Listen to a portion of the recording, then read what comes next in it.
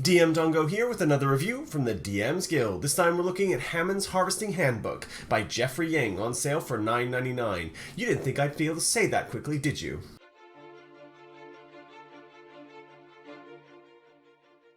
Right, Hamund's Harvesting Handbook. What is it? This is a massive tome of harvesting rules for every creature within the monster manual. If you've ever had a player ask, what can we take from that?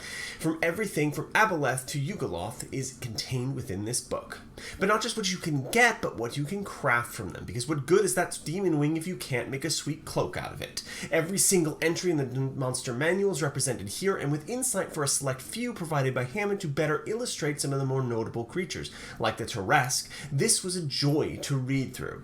Each entry includes what you can harvest, how difficult it might be to do so, including difficulty checks, and what you may be able to do with the bits once you've managed to relieve that eye from the beholder, beyond just selling it to some dodgy character in an alley.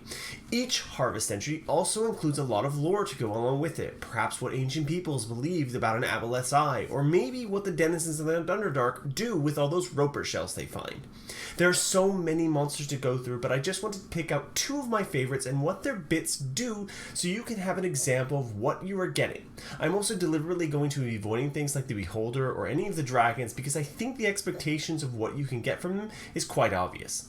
So first, the Empyrion.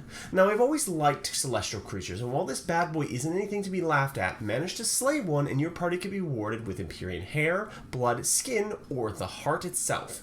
Now this is no easy feat to extract any of these items or kill it in the first place, but the rewards for them range from free casting the augury spell for the hair, a potion that restores half your maximum hit points and gives you advantage on saving throws against spells and magical effects, a suit of +3 studded leather armor if you can stomach wearing the leather of humanoid type creatures, or the crown of celestial might, which is an amazing item with abilities that include a host of terrifying spells bolstering your allies or simply giving you legendary resistance.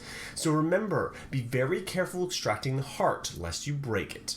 Now, on to the Nothic. The Nothic is one of my friend's favorite creatures, probably because the thing had delved far too deep into forbidden knowledge, and this friend likes the arrowhead of destruction. A link here, don't make this, don't let your party know about this, and don't let them make it. It's a bad plan. Two parts come from the Nothic. First, the brain, which can be used with a lot of preparation to craft some magical ink that when used grants a wizard a random second level spell. The other part you may harvest is the Eye of the Nothic, which can be used to craft a lens that allows the wearer to learn the secrets of those it gazes upon. Every entry in the collection is of the same quality and attention to detail. No monster is spared in this butchery delight. After all the creatures, you then get a section on crafting, which takes as its base the Xanathar's Guide rules and expands on it, detailing with both specializations and a kind of ranking system for the crafting of those items. You then get the items themselves, and there are a lot here, 211 by my count.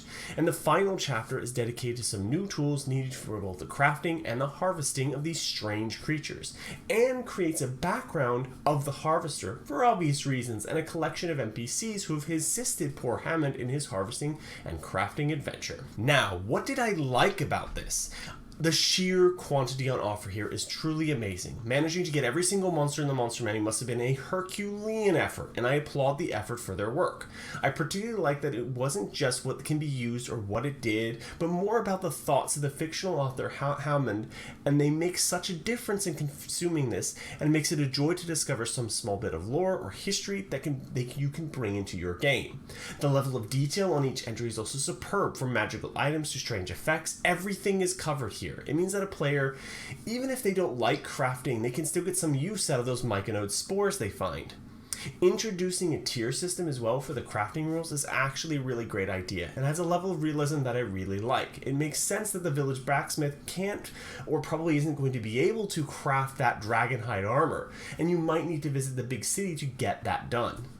The new items are really interesting and reflect the creatures they are originating from perfectly, but with all magical items beware. No one can be expected to know every interaction with every item, and players are very good at finding exploitations in this, and this goes for stuff even in the DMG. See the Arrowhead of Total Destruction. Now, what didn't I like? The big one, it doesn't have PDF navigation, and clocking it at 150 pages, it really needs it. This alone makes the supplement very difficult to navigate and find what you're looking for quickly. The art seems sporadic and a bit all over the place, and there is some really great anatomy stuff that early on, and then that seems to stop. It would have been nice to see more stuff like this for the more notable creatures like the Beholder and the Terrest, kind of the internal workings of how a Beholder works.